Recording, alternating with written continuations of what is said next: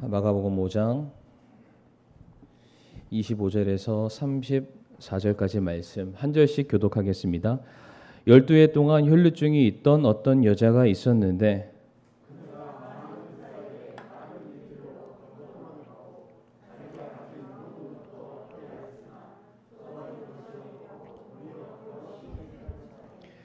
예수님에 관한 소문을 듣고 밀려드는 무리 가운데서 뒤로 들어와 그분의 옷에 손을 대니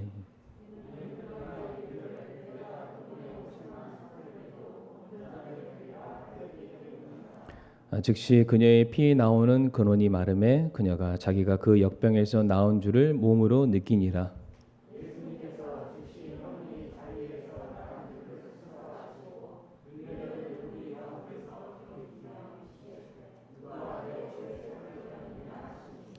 그분의 제자들이 그분께 이르되 무리가 주께 몰려드는 것을 보시면서 누가 내게 손을 대었느냐 하고 말씀하시나이까 하되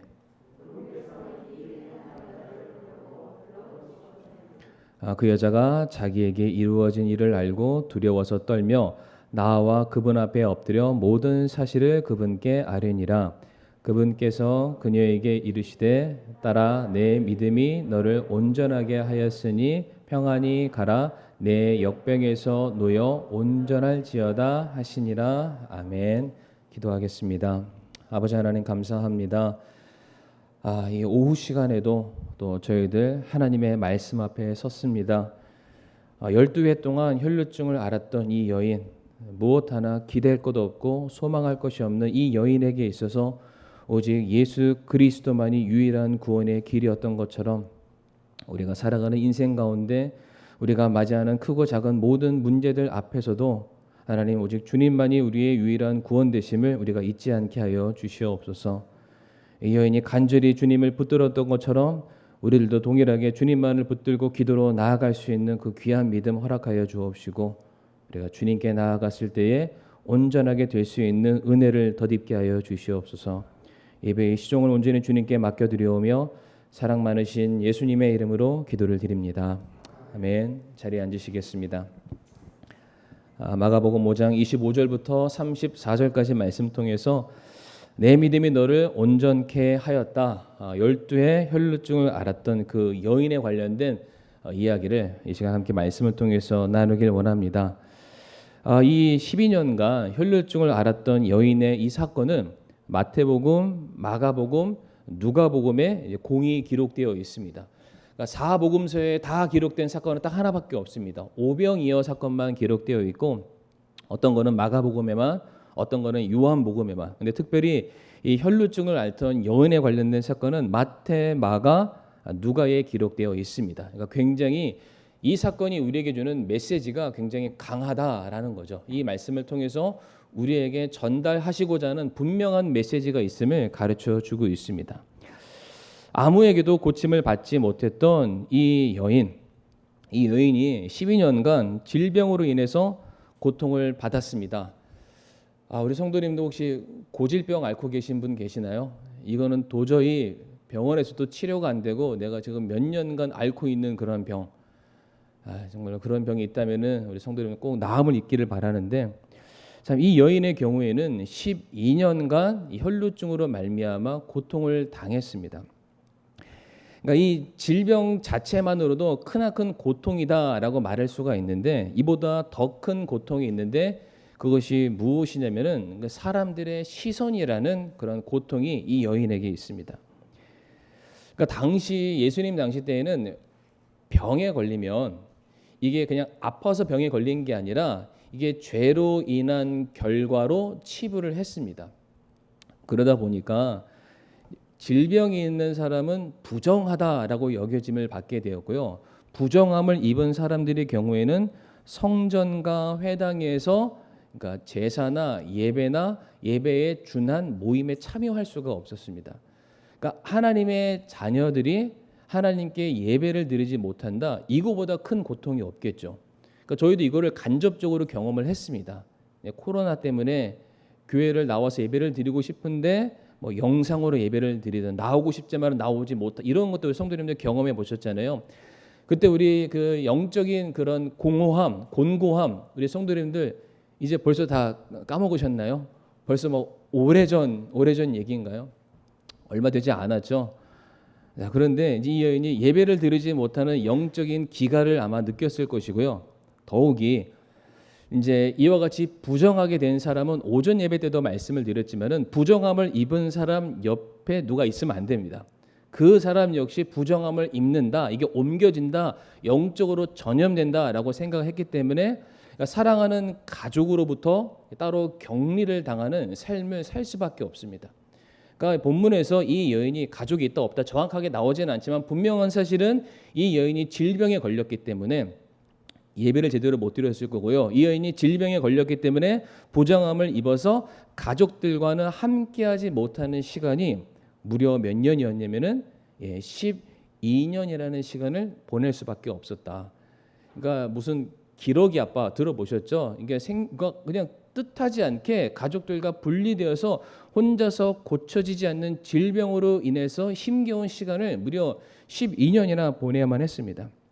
자, 그런데 이 여인에게 희망 같은 그러니까 신라 같은 희망의 메시지가 들려왔는데 그게 뭐냐면 자기가 살고 있는 이 동네에 예수님이 지나가신다는 소식을 전해 듣게 됩니다. 근데 지금 저희가 보고 있는 게 이제 마가복음인데 마가복음 1장부터 오늘 본문이 기록되어 있는 5장까지 예수님의 사역들이 등장하고 있는데 예수님께서 어떠한 일을 하시게 되냐면 나병 환자를 만나서 깨끗하게 해주시고요. 나인성 과부의 죽은 아들을 살리시는 장면이 나와 있고요. 그리고 귀신 들린 자들에게서 그 귀신을 쫓아내시고 손이 마른 자들을 고쳐주시는 그런 사건들이 마가복음 1장부터 5장까지 기록되어 있습니다. 물론 예수님의 공생의 사역을 보게 되면은 배고픈 자 배부르게 하시고 병든 자 고쳐주시는 그런 많은 사건들이 있는데 특별히 마가복음에서 언급되어 있는 질병에 걸린 사람들의 특징을 보게 되면은 완전히 부정하다고 여김을 받는 사람들만 나옵니다.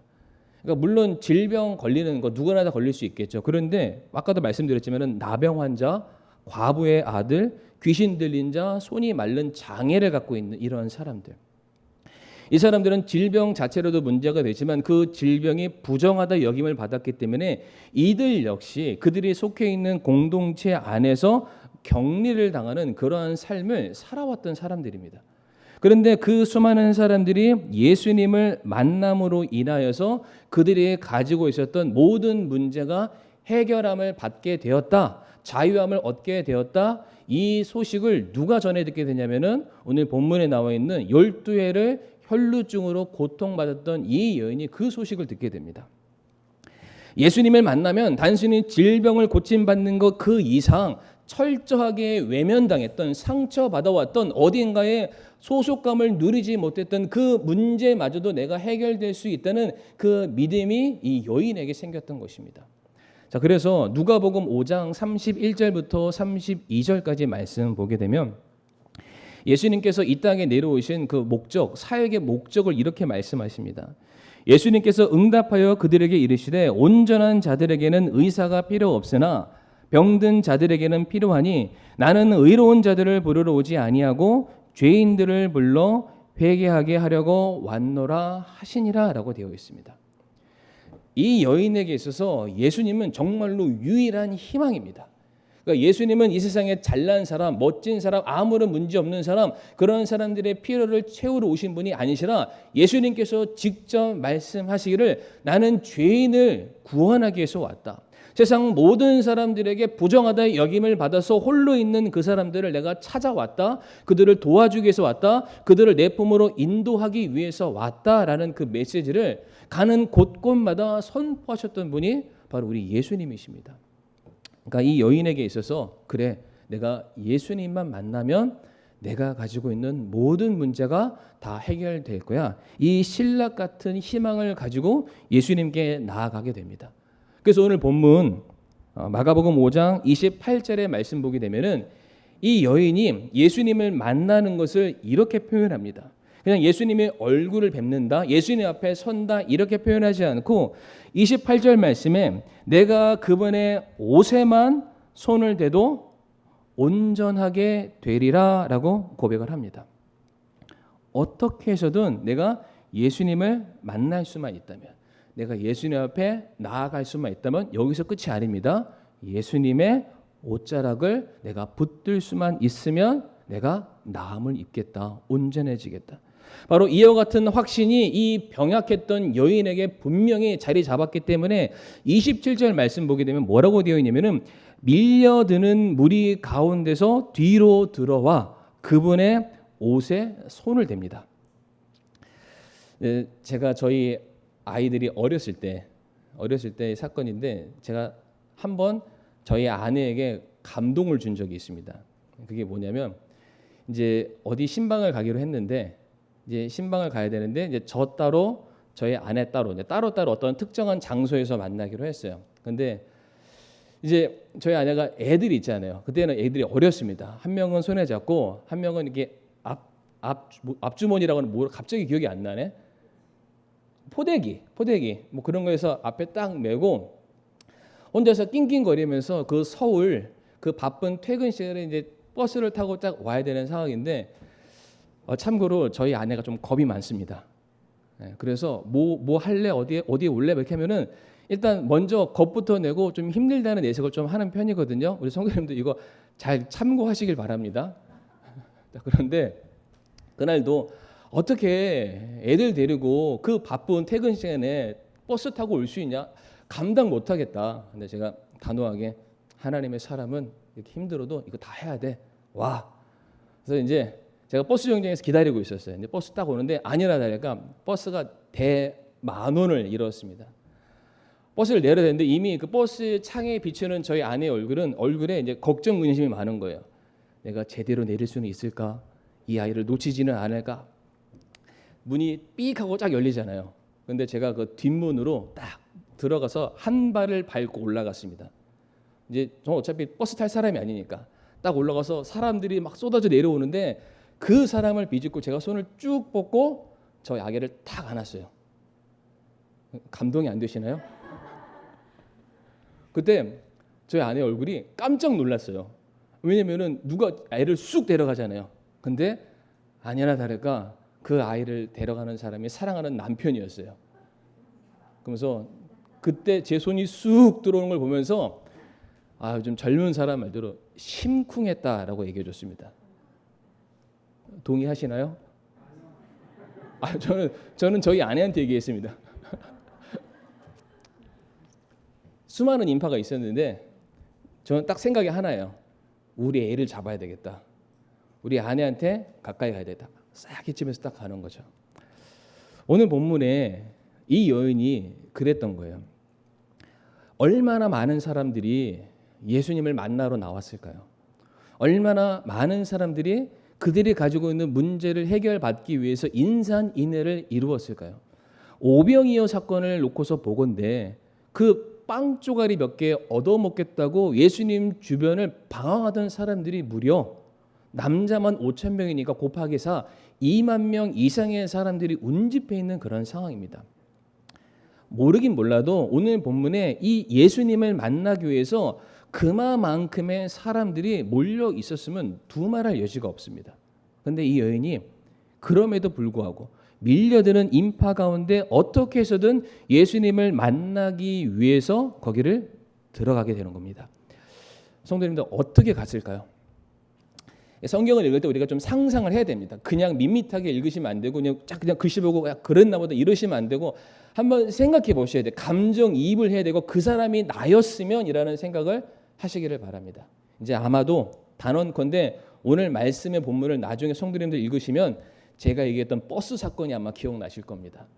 근데 이 여인이 예수님 만나려고 밀려드는 인파 가운데 가는데, 성도님들 우리가 간과하지 말아야 될 것은 이미 이 여인은 부정하다고 여김을 받는 사람입니다. 사람들 앞에 자신의 모습을 드러낼 수 없어요. 나병 걸린 환자들은 성도님들 어떻게 하시는 줄 아세요? 스스로가 자기가 나병 걸렸음을 감춰서는 안 됩니다. 그러니까 자기 나병 걸렸을 때는 요즘 마스크 쓰는 것처럼 입을 가리고 부정하다, 부정하다, 내게 오면 안 됩니다. 스스로 더러운 옷을 입고 가까이 와서는 안 된다는 것을 겉으로 표현할 수밖에 없는 그러한 상황이죠. 그러니까 혈루증 앓은 여인도 자기 몸에서 마르지 않는 피가 계속 나기 때문에 그에 상응하는 무엇인가를 사람들에게 보여줄 수밖에 없는 그런 상황이죠. 이 여인이 수많은 인파를 뚫고 예수님께 가야 됩니다. 어떻게 갔을까요? 기어갔습니다. 기어가는 거예요. 우리 형제님들 군대에서 낮은 포복 해보셨습니까? 해보셨죠? 이 보통이 아닙니다. 이거 팔다리, 이게 무릎 정강이, 팔꿈치 다 가지고 피 철철 나서 다음날 여기도 붕대 감고 자야 될 정도로. 근데 이 여인이 그렇게 예수님께 나아가서 예수님의 옷을 붙잡게 됩니다. 그러니까 그러한 간절함이 이 여인에게 있었던 거죠. 그런데 예수님 옷을 만지는 즉시 그녀의 몸에서 피가 흐르는 근원이 마르고 있음을 이 여인이 이제 깨닫게 됩니다. 그런데 여기서 우리가 이제 주목할 부분이 무엇이냐면 왜 이 여인이 예수님의 옷을 만지려 했을까? 그리고 왜 옷을 만졌더니 그 여인에게 이와 같은 치유의 사건이 일어나게 되었을까? 먼저 이 여인이 예수님의 옷을 잡았다라는 것부터 설명을 드리기를 원하는데 본문에서는 그분의 옷에 손을 대니라고 되어 있습니다. 그러니까 이게 꼭 된다라는 게 살짝 손을 얹힌다처럼 느껴지시고요. 살짝 툭 친다 이렇게 느껴지시잖아요. 그런데 제가 원어를 살펴보니까 툭 치는 게 아닙니다. 이게 영어로는 grab인데 완전히 확 쥐어잡다라는 그런 뜻을 가지고 있습니다. 기어 들어가서 낮은 포복으로 사람들에게 자기의 모습이 보이지 않도록 최대한 낮은 포복으로 예수님을 수많은 인파를 뚫고 가서 예수님의 겉옷을 툭 친 게 아니라 완전히 자기의 손아귀에서 절대로 떨어지지 않도록 물에 빠진 사람이 지푸라기라도 잡는 그 심정으로 그것을 완전히 확 잡았다. 그러니까 오늘 본문에 예수님께서 뭐라고 말씀하시냐면은 누가 내게 손을 댔다라고 말씀하십니다. 누가 내게 손을 댔다. 그런데 이 누군가 내게 손을 댔다는 것은 수많은 인파들이 나를 어깨를 치고 옷깃을 스치고 지나가는 그런 사람들이 아니라 한 사람만 예수님의 옷자락을 붙잡되 간절함으로 붙잡는 한 사람이 있었다라는 거예요. 그 붙잡는 정도와 강도와 흔들림을 봤었을 때는 이것은 그냥 지나치는 그런 사람이 아니라 그 붙잡음이 무엇인가 내게 메시지를 전달해 주는 듯한 간절함을 가지고 확 사로잡는 한 사람이 있었기 때문에 예수님이 뭐라고 말씀하시냐면은 누가 내게 손을 댔다라고 말씀하십니다. 제자들이 말하잖아요. 아니 이렇게 사람이 많은데요. 이렇게 사람이 많은 수많은 사람들이 예수님 곁을 스쳐 지나고 있는데 어떻게 누가 예수님의 옷에 손을 댔는지 우리가 알 수 있습니까? 맞아요. 모를 수 있어요. 수많은 사람들은 예수님 곁을 그냥 지나칠 수 있어요. 옷깃이 스치듯이 툭툭 치며 지나갈 수 있는데 예수님의 옷자락을 간절함으로 붙잡는 사람은 이 여인밖에 없었습니다. 그런데 성도님들, 제가 오늘 설교를 전하게 되는 하나의 그 분명한 계기가 있었는데 지난 시간에 지난 주일 오전 예배 때 다비다를 설명드리면서 옷에 대해서 설명드렸잖아요. 예, 그 말씀을 전하면서 오늘은 이 말씀을 전해야 되겠다. 그래서 이 말씀을 가지고 왔습니다. 겉옷 어떠한 의미가 있죠? 겉옷 이 사람의 신분을 나타낸다. 신분을 나타낼 수 있기 때문에 신용을 가지고 있어서 이것으로 무엇인가 상거래를 할 수 있다. 단순한 의복의 개념이 아니라 그 사람의 정체성을 드러내는 하나의 아이디 카드, 신분증과 같다라고 말씀을 드렸는데 제가 지난 시간에는 여기까지만 말씀드렸잖아요. 그런데 성경의 겉옷에 대해서 한 가지 또 다른 정보를 우리에게 주고 있습니다. 화면에 나올 텐데 민수기 15장 38절 말씀이죠. 민수기 15장 38절 말씀 우리 성도님들 한번 같이 한번 읽어보실까요? 시작.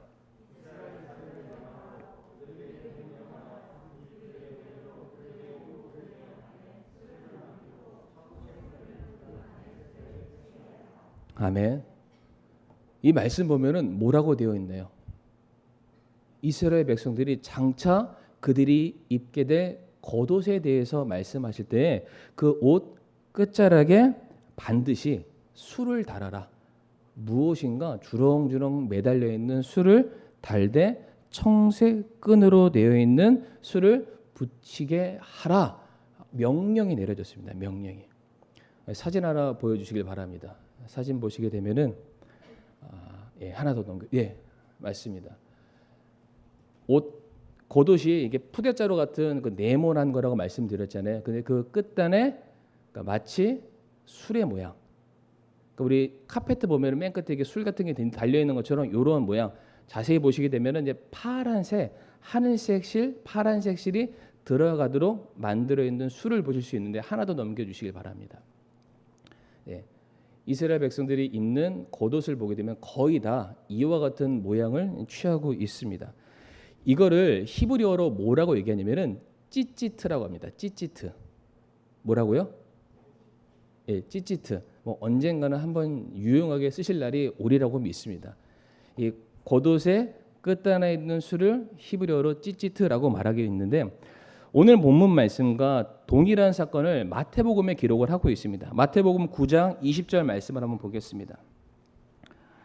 마태복음 9장 20절의 말씀 보게 되면은 보라 12해 동안 혈루증을 앓던 한 여자가 그분 뒤로 와서 그분의 뭐라고 되어 있나요? 옷 단에 손을 대니라고 되어 있습니다. 그러니까 이 여인이죠. 12해를 혈루증 앓았던 여인이 예수님의 옷에 손을 댔는데 마태복음은 조금 더 구체적으로 말합니다. 어디에 손을 댔냐? 예수님의 옷 단에 손을 대었다. 그러니까 옷 단에 손을 댈 수밖에 없는 이유가 어디에 있을까요?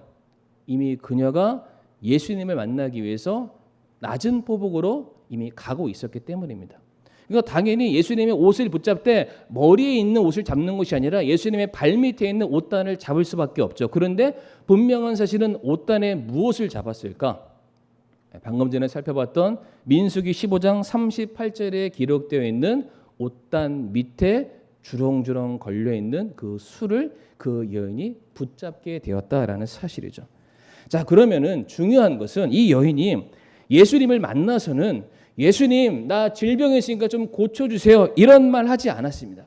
예수님 내가 12년 동안 이와 같은 정말로 힘겨운 시간을 보냈어요 이런 하소연을 하지도 않았습니다. 그냥 예수님 곁에 기어가듯이 찾아가서 예수님의 옷 단에 술을 붙드는 것으로 인하여서 그 여인의 모든 문제가 해결이 되는 겁니다.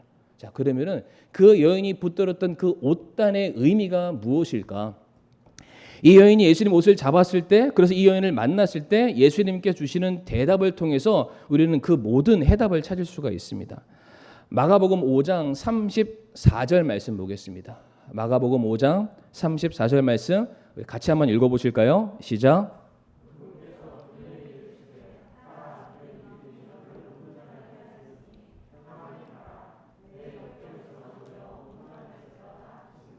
아멘. 예수님께서 공생의 사역 기간 가운데 수많은 사람들의 질병을 고쳐주셨습니다. 그들의 문제를 해결해 주셨는데 그 사람들의 죄사함을 선포하시고 그 사람들의 문제를 해결하시고 나서는 예수님께서 어느 누구에게도 따라라고 말씀하신 적은 없으십니다. 그런데 오늘 본문에서 이 여인을 향해서는 예수님께서 굳이 지명하듯이 언급하시죠. 따라 내 믿음이 너를 온전하게 하였으니 돌아가라 평안히 가라 라고 말씀하고 계십니다. 지금 이 여인이 예수님께 어떠한 마음으로 갔는지 아시겠죠? 예수님의 옷단을 붙들었을 때 그녀의 심정을 예수님께서 그녀가 붙잡는 그 간절함을 통해서 간파하셨는데 그녀가 했던 말이 따라 평안히 가라. 왜 제가 이런 말씀을 드리냐면은 아까 설명드렸던 그 찌찌트, 옷, 술 그게 어떠한 역할을 감당하냐면 사진을 다시 보지는 않겠지만 4장의 사진을 보셨잖아요. 똑같은 그 옷, 술을. 근데 성도님들 그 사진들을 잘 보게 되면은 전부 다 매듭이 다릅니다. 그냥 멀리서 봤을 때는 하얀색 줄에 파란색 끈이 들어가 있는 그런 것처럼 보이지만은 매듭이 다 다릅니다. 매듭이 왜 다를까요? 생각해 보신 적 있으시나요? 오늘 처음 들었으니까 모르실 수도 있죠. 매듭이 왜 다르냐? 겉옷이 뭘 상징한다고 말씀드렸죠? 이 사람의 신분을 상징한다. 내 신분이 다른 사람과 똑같을 수가 없잖아요. 그러니까 그 옷을 만들고 옷 끝단에 술을 만들었을 때에는 이 사람의 가문이나 이 사람이 속해 있는 집단이나 그 성에 관련된 모양으로 그 무늬들이 다 다릅니다. 예를 들어서 3번 묶고 1번 꼬고 2번 꼬고 1번 뭐 빼고 아니면 거기에다가 특별하게 어떤 문양을 더 넣는다든지 다 다릅니다. 그러니까 이게 어떻게 되냐면은 이 겉옷이라는 게 신분을 상징하고 신용을 상징하니까 이것을 맡겨서 무엇인가 바꿀 수 있다라고 설명을 드렸었는데 사실적으로는 이 사람들이 겉옷을 벗으면 안 됩니다. 왜? 벗는 순간 내가 누구라는 것을 사람들한테 알릴 방법이 없습니다. 그러니까 겉옷을 입습니다. 입은 상태에서 어떻게 거래하냐면 진흙 같은 걸 가져와요. 우리 요즘 점토 같은 거죠. 그런 걸 가져와서 자기 옷단 끝을 이렇게 싹 감싸서 찍습니다. 그 이거를 벌려요. 그럼 여기에 뭐가 남아 있나요? 옷술의 모양이 정확하게 그대로 찍혀 있는 거예요. 우리 성도님들이 아시는지 모르시는지는 모르겠지만 80년대인가요? 90년대 초반만 해도 신용카드가 나왔을 때 마그네틱과 IC칩이 개발되기 전에 어떻게 거래했는지 아시나요? 저는 기억하는데 성도님들은 기억을 못 하시네요. 신용카드를 딱 놓고 그 위에다 종이 한 장 놓고 스르륵 하면은 뭐가 찍히나요? 신용카드 위에 있는 그 개인 정보가 판화를 찍는 것처럼 그대로 나옵니다. 제가 더 오래 살았나 봐요. 예전에는 그렇게 거래를 했습니다. 그러니까 이 신용카드를 줄 수가 없으니까 이 신용카드를 똑같이 찍어서 이 사람이 거래했다는 그 명세서를 집주인이 가지고 은행 가면은 돈을 주는 거예요. 마찬가지로 찰흙을 가지고 옷수를 찍어냅니다. 이거는 여지없이 이 사람 거예요. 이 사람이 나한테 이 찰흙 덩어리를 맡기면서 쌀 몇 포대 가져갖고 돈 얼마 빌려갔으니까 내가 이거 보여줌으로 말미암아 돈을 받을 수 있는 거죠. 그렇기 때문에 이 유대인들에게 어떠한 법이 있냐면 함부로 그 찌찌트를 만져서는 안 된다. 이거를 만졌을 경우에는 법적으로 얼마든지 처리가 가능하도록 했습니다. 왜 그러나요? 얼마든지 이걸로 이 사람의 신용을 내 마음대로 쓸 수 있기 때문에 이것을 건넨다는 것은 내 목숨을 가져가는 것과 유사한 그러한 범죄를 저지를 수가 있는 것입니다. 그래서 함부로 건네지 못하도록 법을 만들었는데 중요한 것은 이 수를 유일하게 만질 수 있는 사람이 있어요. 누가 만질 수 있을까요? 식구는 만질 수 있습니다. 예전에 우리 성도님들 어린아이가 할아버지 품에 안겼을 때 할아버지 수염 뜯으면 어떻게 되죠? 제가 만약 할아버지 수염을 뜯으면은 무지하게 맞습니다. 그런데 손녀가 아무것도 모르는 재롱을 피우는 2살, 3살짜리가 할아버지 품에 딱 안겼을 때 아무것도 모르고 이 긴 수염을 잡아 당기면 할아버지가 어떻게 하시나요? 허허허 웃고 마시잖아요. 그러니까 그런 똑같은 거예요. 그러니까 가족들의 경우에는 그것을 만져도 상관없어요. 왜? 내가 이 가족을 위해서 내 신용을 보증하는 사람이기 때문에 그 가족이 결국에는 나와 동일한 사람이기 때문에 문제가 전혀 안 된다는 거죠. 바로 이 여인이 예수님께 나아간 거예요.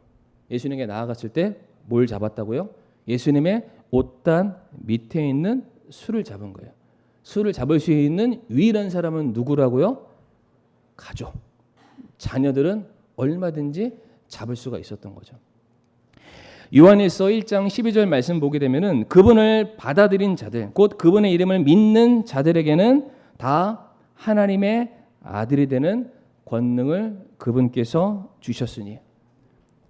세상은 이 여인을 향해서 죄인이라고 멸시했고 박해했고요.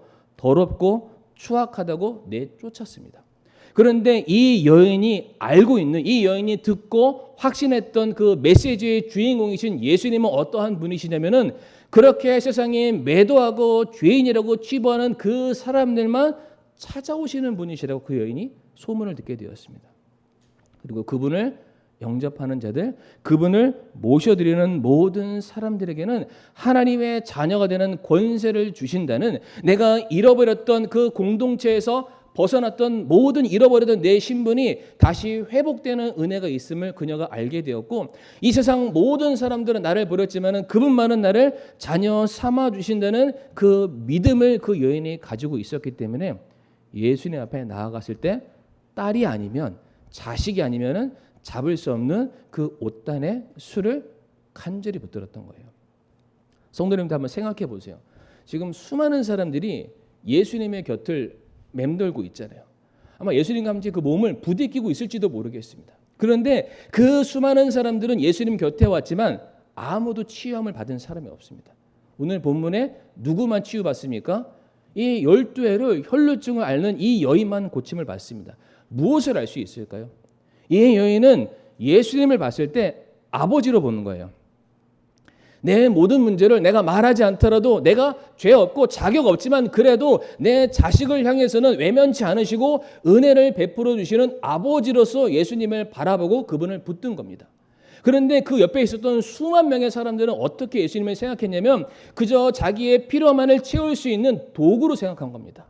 내가 배고프니까 그냥 예수님 만나면 배부를 수 있다네, 버튼 누르면 빵 나오는 것처럼 예수님을 그 정도의 도구로만 생각을 했던 것입니다. 아무도 예수님을 왕으로 생각하지 않았고 아무도 예수님을 내 아버지로 인정한 사람들이 아무도 없었다는 거죠. 그런데 그 많고 많은 사람 중에 단 한 사람, 이 여인만 예수님을 바라봤을 때 죄인을 경히 여기지 않으시고 주님께 나오는 자는 자기의 자녀로 삼아주시는 분이시라는 그 믿음이 그 여인에게 있었기 때문에 예수님의 옷단을 붙잡았을 때 그 권능이 그녀의 손을 통해서 전해지게 되었고, 예수님께서 그 여인을 바라보시면서 하시는 말씀이 딸아, 내 믿음이 너를 온전케 했다. 딸아, 내 믿음이 너를 낫게 했다라고 말씀하고 있습니다. 아까 민수기 15장 38절 말씀에 반드시 옷단에 술을 만들라라는 말씀을 읽었는데 그 이어지는 말씀이죠. 민수기 15장 39절에서 41절 말씀이 더 중요합니다. 39절부터 41절까지 말씀 보게 되면 그것이 너희에게 술이 될지니 이것은 너희가 그것을 보고 주의 모든 명령을 기억하여 행하게 하며 또 너희 마음과 눈을 따라 구하지 아니하게 하려 함이라. 너희가 그것을 따라 음행하곤 하였느니라. 그리하면 너희가 내 모든 명령을 기억하고 행하여 너희 하나님에게 거룩한 자가 되리라. 나는 너희 하나님이 되려고 너희를 이집트 땅에서 데리고 나온 주 너희 하나님이니 곧 나는 주 너희 하나님이니라. 옷단에 술을 만들게 하신 목적이 무엇이냐면 하나님을 기억하라고 만들었습니다. 그러니까 예술적으로 의복이 더 예쁘라고 만든 게 아니라 왜 만들었냐? 이 술을 바라보면서 하나님이 우리와 함께하고 계심을 알라고, 하나님만이 나의 구원 되심을 알라고, 그것을 너희가 바라볼 때마다 기억하라. 그 차원에서 그게 있는 거죠. 그러니까 지금 이 여인이 그 옷단을 봤을 때 뭘 봤을까요? 자녀로서 하나님만이, 주님만이 나를 낫게 하신다는 그 믿음도 있었겠지만 그 옷단에 숨겨져 있는 그 하나님의 메시지를 기억한 거예요. 여전히 하나님이 나의 유일한 구원자이시다. 하나님은 하신 약속을 반드시 거두지 아니하시고 그 약속하신 바를 반드시 이루시는 분이시다. 그래서 그 여인이 예수님께 나아가 예수님의 옷단에 있는 그 술을 붙들게 되었던 거죠. 그때 예수님께서 하시는 말씀이 있죠. 누가 내 옷에 손을 대었느냐. 다른 말로 누가 자기의 자녀된 권세를 믿음으로 나를 붙들었느냐. 누가 지금 이 두려움 가운데 낙심하지 않고 소망을 품고 아버지께로 나아왔냐. 누가 지금 이 세상의 모든 도움의 손길을 저버리고 하나님만이 유일한 구원자 되심을 인정하는 자가 누구냐? 모든 것을 다 포기하고 부정하고 싶은 그와 같은 순간에서도 오직 주님만을 바라보는 자가 대체 누구냐라고 말씀하셨던 겁니다. 말씀을 마무리하겠습니다.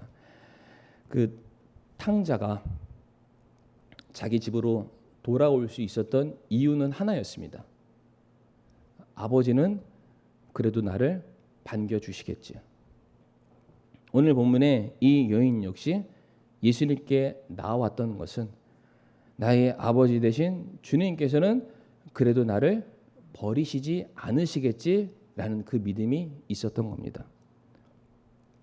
그 믿음 가지고 나왔을 때 주님께서는 그 믿음에 상응하는 축복을 허락해 주셨습니다. 이 메시지가 우리에게 전해주는 것은 딱 하나죠. 무엇이냐? 우리가 자녀된 권세를 주장하고 우리가 세상 다른 것 의지하고 바라보는 것이 아니라 우리가 주님께로만 나아갈 수만 있다면, 다른 것을 의지하는 것이 아니라 우리가 간절히 정말로 낮아진 모습으로 주님 앞에 나아가 그분의 옷자락만 붙들 수 있는 그 믿음이 있다면 주님께서는 오늘 우리를 바라보시면서 내 딸아, 내 아들아, 내 믿음의 너를 온전케 하였다라고 반드시 우리에게 말씀해 주실 겁니다. 바로 이 믿음이 오늘도 힘겨운 시간들을 살아가고 계시는 우리 성도님들에게 동일한 희망의 메시지와 동일한 믿음이 되기를 간절히 바라겠습니다. 이 시간 다 같이 머리 숙여 우리가 기도하겠습니다.